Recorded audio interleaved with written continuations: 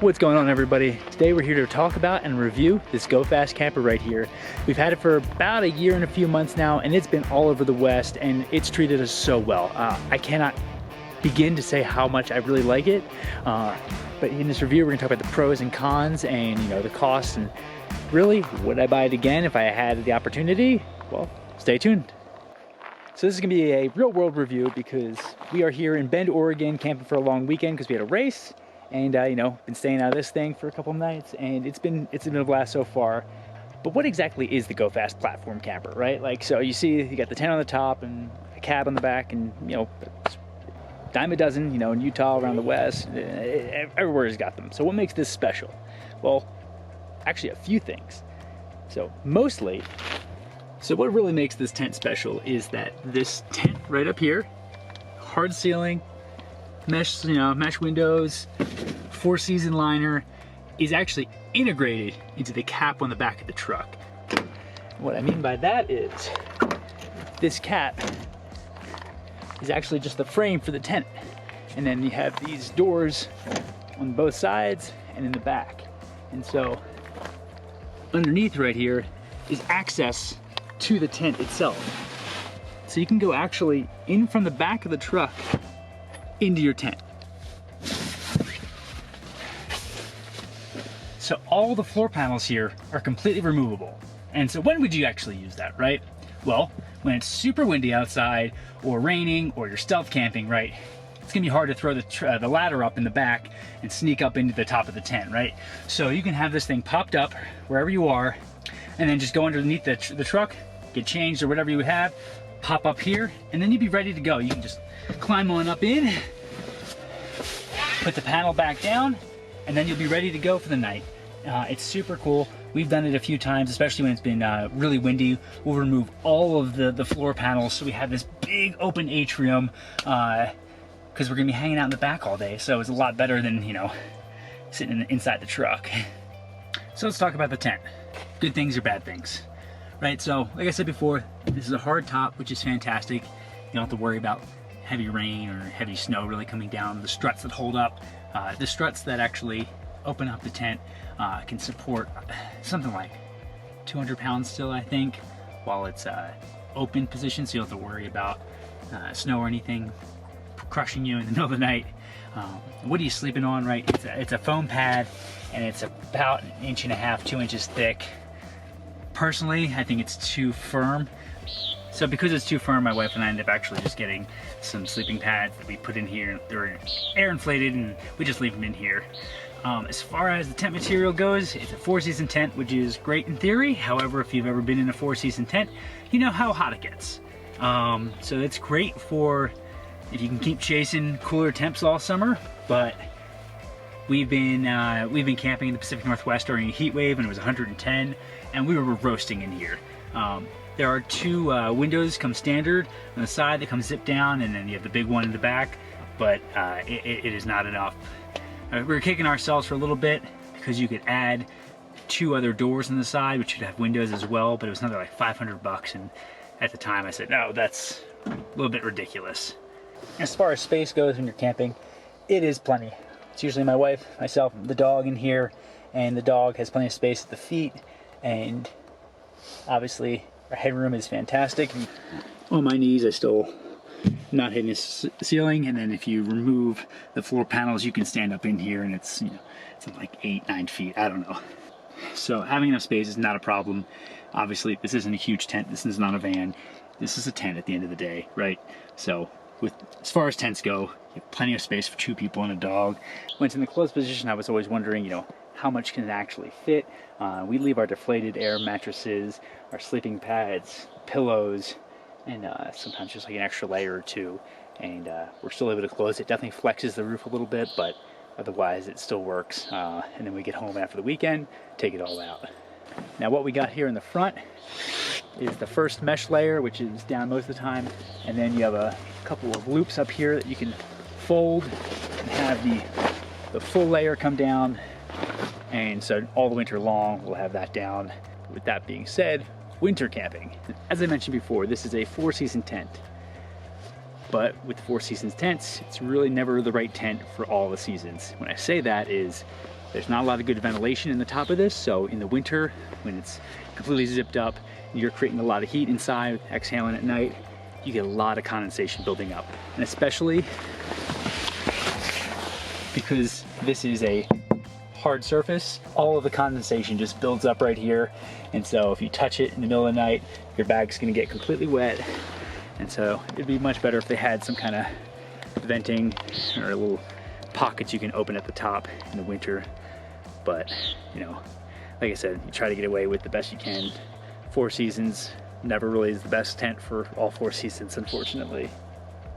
But how do I even get up here in the first place? So the best way we figured out to get in, if you're not going in through the cap, as I explained before, is just using a ladder. And these handy little things are just like these telescoping ladders that collapse on itself. So these telescoping ladders, they end up packing down pretty small, super lightweight, and just store in the back, it's no big deal. And then GoFast sells a ladder, but it ends up being twice as much as the ones you can find on Amazon. They're all the exact same. I'm sure they're manufactured in the exact same factory. So what you end up doing is pressing these tabs at the bottom, and then the whole thing starts collapsing on itself. Just like that. And then this thing weighs, I don't know, 15, 20 pounds, but you know, super thin, super narrow, and really goes anywhere. It's no big deal. I actually use it around the house. For a amount, it's just as much on the truck. We'll get to our campsite, break this guy back out, and then we'll lean it up against the truck.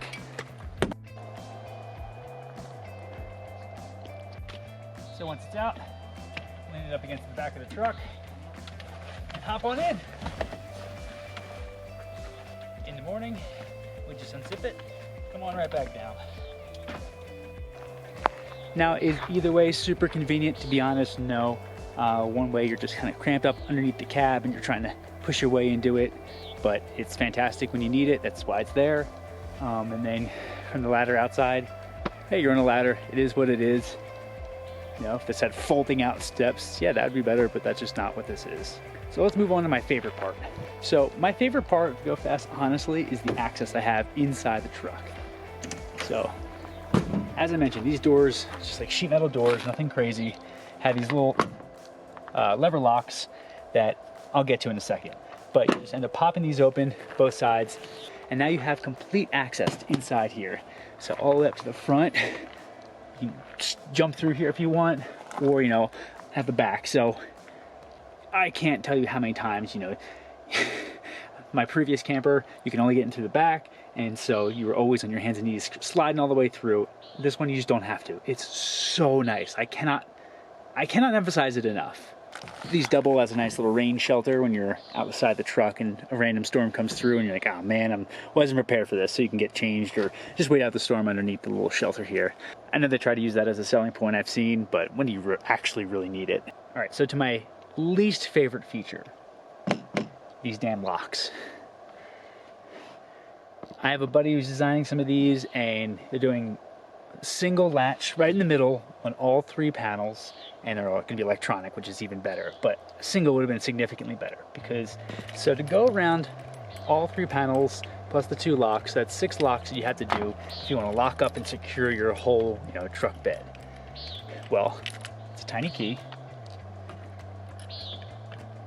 and the issue is when you go and put it in, usually it unlocks itself. So then you have to go back and then push it in, then fidget with it, then lock it. I'm being dramatic, obviously, but if you've ever been, you know, going in a city, which last year, right after we got this camper, we drove into Seattle and we were not going to risk anything. So every time we got out of the truck, you had to go around all 3 sides and lock it up. And it was a nightmare, to be honest. It wasn't like other campers that you've seen, just like one little lock in the middle and you're good to go. These things are terrible. They get filled up with dirt all the time, so you're always constantly hitting WD-40 inside, which brings me to my next point. The locking latch on the side of the camper, so when you fold it down, this is the piece that actually is the locking mechanism, so you can't just open the whole tent from the outside and then just jump in and steal all your stuff. This just failed recently, so they just sent me some new ones that don't have a lock on them at all. So the Virgin 2 Go Fast platform camper has no locking mechanism to get open the tent. So anybody can open the tent, crawl inside, go down into your cap, and take anything they want. Fantastic Go Fast. Now, one of the biggest highlights of the Go Fast, admittedly, is its ability to open and close with ease. You know, it's not automatic, so I won't even speed up the footage. I'll show you how to open and close it in real time, and you can see for yourself, because I don't mind showing people, and that's usually the test. Because could you imagine asking somebody to open up their rooftop tent if it's one of those like tepuis where they have to fold the legs out and get the cover off? So this is nothing like that. Check it out. So what I normally do is climb up the back, grab it by the side, reach up, and what you want to do is try to push all the slack in as you bring it down.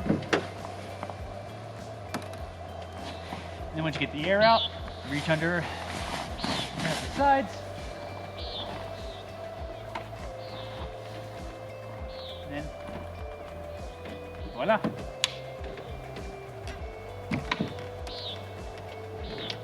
Just like that. And then to open it, it's just the reverse. So when you get to camp late, you're ready to go to bed, you just crack open both the levers in the back.